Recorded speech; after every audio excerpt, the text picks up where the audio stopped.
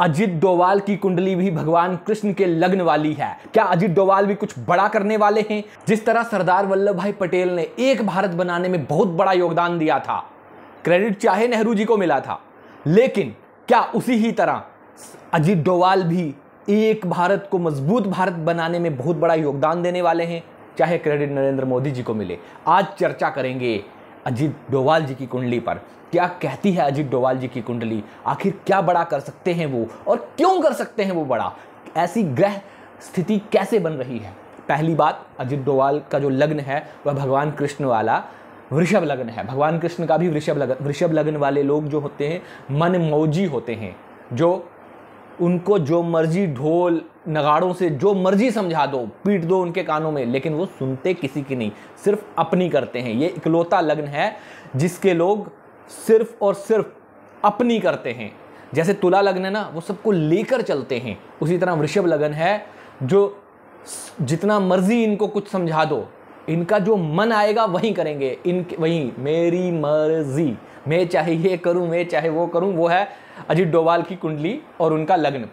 ये तब कब प्रमाणित हो जाता है? जब लग्नेश अच्छी कंडीशन में हो, अच्छी जगह पे हो, तब तो इनकी और ज्यादा मर्जी चलती है। इनके राहु और शनि दूसरे घर में बैठे हुए हैं। राहु और शनि जब दूसरे घर में बैठते हैं ना, तो मतलब ये समझाते हैं कि बुद्धि वो भी सोच लेती है, परे से परे का सोच लेती है। क्या परे से परे का सोच लेती है? मतलब जहां आप सोच नहीं सकते उसके आगे की कल्पना कि भविष्य में क्या हो सकता है, एडवांस हम क्या कर सकते हैं, ऑफेंसिव कैसे रह सकते हैं, डिफेंसिव कैसे रह सकते हैं, कब क्या करने की जरूरत है, ये सब ये एडवांस सोच लेते हैं। इसके बाद बात इनका शुक्र, जो इनके कर्म स्थान में बैठा हुआ है। कहां का मालिक है?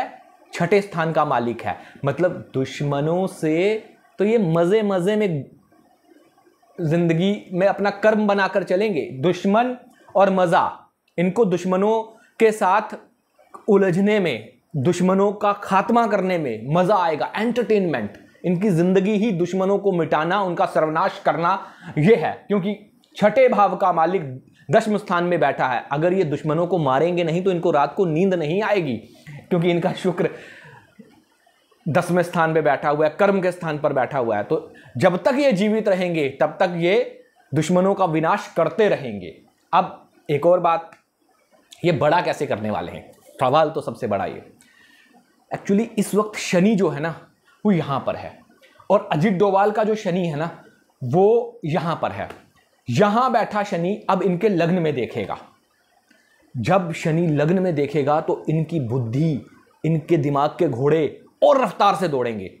और सरदार पटेल का जो शनि था वो भी यहीं बैठा था, दूसरे घर में। सरदार पटेल ने भारत को एक किया था। अब जब यहां बैठा है शनि तो पीछे वाले घर जो है उस पर भी पूरी पकड़ बनाता है। लेकिन क्या था कि अभी शनि इनका यहां गोचर में आएगा, और इनके वृषभ लग्न और शनि दोनों मित्र हैं। जब गोचर में शनि यहां आ गया, अब यहां देख रहा है, तो मतलब इनकी बुद्धि के घोड़े और तेज दौड़ रहे हैं। शनि क्या करता है मैंने आपको बताया है, इतिहास रचवा के जाता है, इतिहास बनवा के जाता है। क्या इतिहास बना सकता है? पहली बात, शनि संन्यास दिलवाता है, शनि मृत्यु तक व्यक्ति की हो जाती है, और शनि अखंड भारत का निर्माण करता है। सरदार पटेल की कुंडली में शनि ने यह करके दिखाया है। तो जब अब शनि की दशा आ गई है तो शायद डोभाल जी ने कुछ बड़ा सोचा हो। शायद शनिदेव भारत को और मजबूत बनाने के लिए डोभाल जी के जरिए कुछ नई प्लानिंग कर रहे हों। इसलिए जो शनि गोचर में चल रहा है वो शनि इतिहास रचवाने वाला है अजित डोभाल जी से।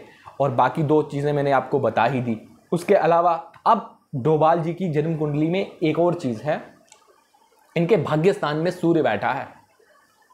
भाग्य स्थान में सूर्य अपने शत्रु की राशि में बैठा है, मतलब अपने बेटे की राशि में बैठा है, जिससे इसकी बिल्कुल पटती नहीं है। लेकिन सूर्य मालिक कहां का है? चतुर्थ स्थान का है। इनके बेटे की राशि में सूर्य बैठा, मतलब इनके बेटे को वो सफलता नहीं मिली, इनको सफलता मिली। इन्होंने पुरुषार्थ किया, अपने पुरुषार्थ से। कैसे पुरुषार्थ किया? यहां बैठकर ये पराक्रम में देख रहा है। इन्होंने अपने पराक्रम से जो झंडे गाड़े हैं, जो इतिहास रचे हैं, वो इनके बेटे ने वैसी सफलता हासिल नहीं की और ना ही कर सकेगा, क्योंकि इनके सूर्य जो हैं वह पराक्रम में देखते हैं, लेकिन यहां पर शनि के घर में बैठे हैं। उल्टा इनको अपने बेटे की वजह से कुछ उतना सम्मान जो था, इनकी क्रेडिबिलिटी उसमें हल्की सी कमी ही आई। जो इनका यश है वो इनका ही है, लेकिन फिर भी इनका बेटा जो है आगे बढ़ा, क्योंकि बृहस्पति यहां बैठे थे। मैं एक आपसे इन सिंपल में एक बात बताना चाहता हूं। बहुत से लोग हैं, बहुत से ज्योतिषी हैं, बहुत से विद्वान ये कहते हैं कि अगर आपका बृहस्पति बड़ा शानदार है तो आपकी कुंडली के कहने ही क्या। लेकिन मैंने देखा है ये जो कलयुग है, ये घोर कलयुग जो है, इसमें बृहस्पति आपका अच्छा हो, कितना भी बलवान हो, उतना मजबूत फल नहीं देता जितना आपका शुक्र अच्छा हो तो फल देता है।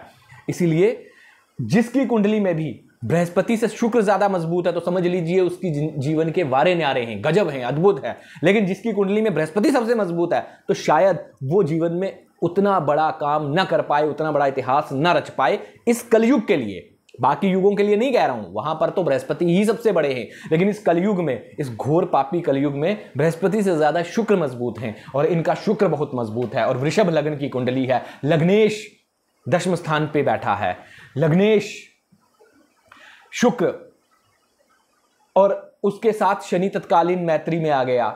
लग्नेश को देखेगा कौन? शनि। इसीलिए कुछ इतिहास रचने वाले हैं। इनके द्वारा हिंदुस्तान में जो बड़े बड़े काम हुए हैं, अभी एक और बड़े काम होने वाला है। एक तो बात ये, दूसरी बात ये कि जो शनि होता है ना, जब आपकी एज अबव 70 क्रॉस हो जाती है तो वैसे भी वो शनि का ही पीरियड होता है। तो अभी इनको विंशोत्तरी दशा जो है ना, उसके हिसाब से शनि गोचर में चल रहे हैं, एज के वाइज शनि का ही पीरियड है, तो शनि कुछ बड़ा करवाएंगे। और वो बड़ा, अब मैं तो नहीं बता सकता कि वो बड़ा क्या हो सकता है। जरूरी नहीं है कि वो बड़ा पीओके को इंडिया में लाकर ही हो, क्या पता कुछ और सोचा हो, और क्या पता वही हो जो आप सब सोच रहे हो। तो आज अजित डोभाल जी की कुंडली इतना ही।